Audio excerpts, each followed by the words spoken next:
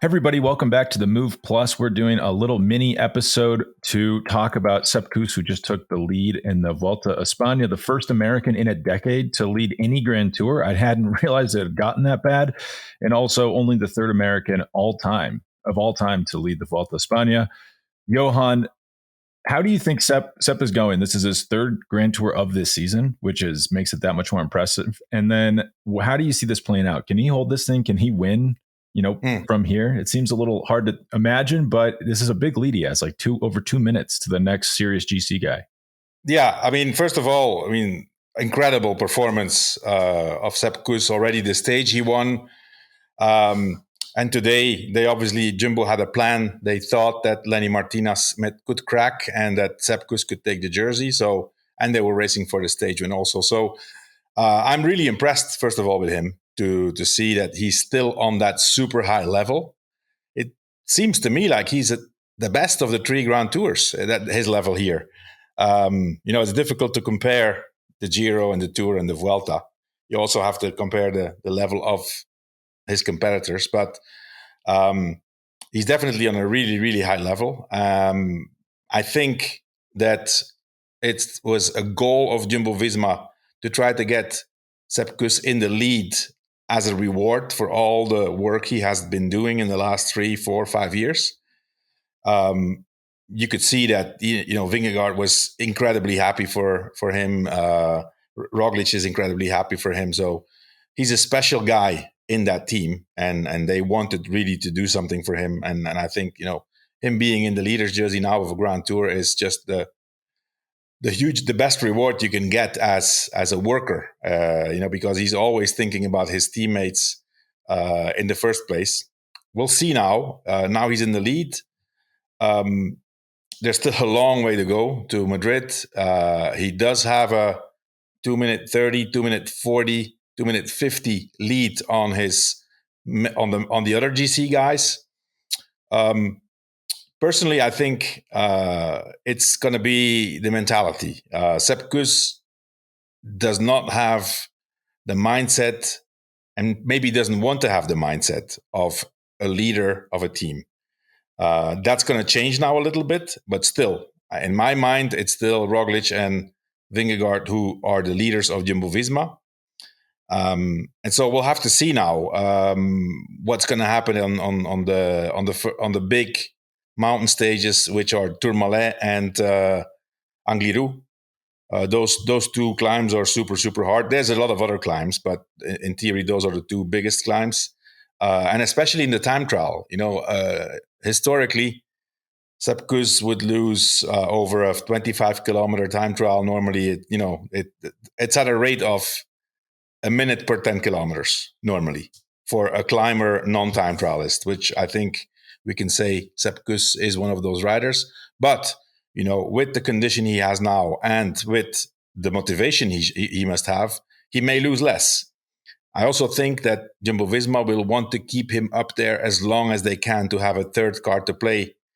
And especially after today, because after today, I think they have seen that Remco Evenepoel was in trouble on stage 6, but is definitely not out. He was probably the strongest rider of all the favorites on that last climb. And so they see that he's still a big threat. And so what better situation than to have 3 guys up there? 2 guys is fine, but a guy like Sepp Kuss being up there is even better. Well, the funny thing about Sepp Kuss is, as we saw at the Tour, he can perform teamwork on these mountain stages and not lose a ton of time. Like, you almost tell him you're not going for the GC, and he'll do a great job of staying in the GC. I agree with you. The mentality, it's a little unclear to me if he could, hold it as a GC leader. That seems like a bridge too far, especially in his third Grand Tour. But one question for you before we go. He attacked today. Remco Evenepoel, as you said, set an incredibly hard pace behind. Was he worried about Sepp Kuss taking time, or was that just a defensive mechanism? I'm just going to ride hard because this is a short, steep climb and I'm Remco Evenepoel and that's what I do. Or is he really worried about Kuss taking time? In my opinion, he was not chasing Sepp Kuss. He was setting his tempo because he figured out that on a steep climb like that, he knows his power output. So he says, if I can ride this, I know I can make it to the top. Doesn't want any accelerations and slowing down and accelerate again. So I think it was a tactic from Remco, and it must have been really, really fast because Ayuso was getting dropped a little bit, and Enric Mas was holding on for dear life, and Jonas and Primoz were not able to attack. Because even if Sepp Kuss was in the front and they would have seen that they had the opportunity to drop Remco at some point, they would have done it. So I think that his pace making was on purpose to keep the tempo super, super high. He knows his limit, and I think he was pretty impressive on that last climb. Actually, Evenepoel. A lot.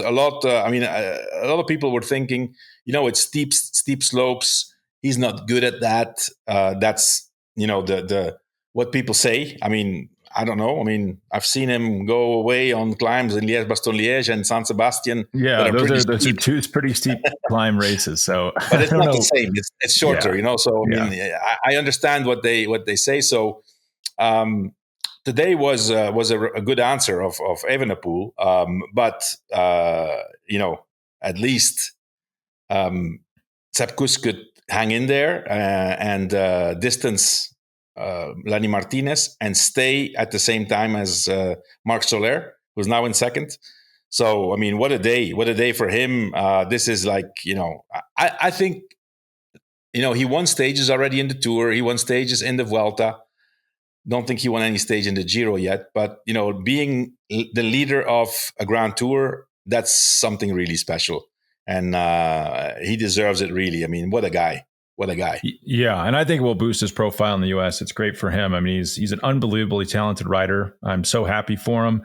Kind of an unconventional path that he came up in. So it's great to see. Thanks for sharing your thoughts, Johan, and thanks everyone for listening. And we'll get our answers soon. Summit finish tomorrow, time trial after the rest day on Tuesday, and then straight into the Pyrenees. So we'll find out sooner or later if Sepp Kuss is a serious challenger for the GC and if Remco can hang with the Jumbo guys.